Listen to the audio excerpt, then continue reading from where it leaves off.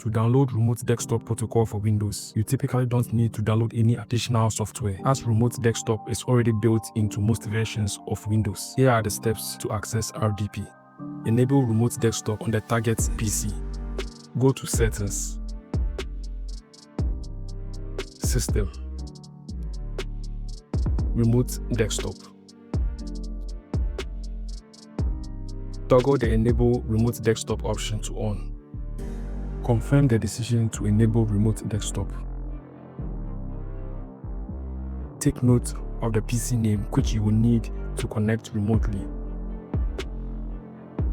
Connect to the target PC. On your PC, press Windows key and type Remote Desktop Connection. Open the Remote Desktop Connection app. Enter the PC name of the remote machine you want to connect to. Click Connect and enter the credentials, username and password of the remote PC.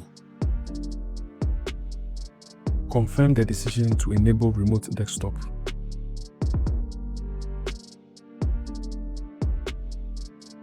Remote Desktop Protocol provides a secure, efficient, and integrated way to access and control another Windows computer remotely.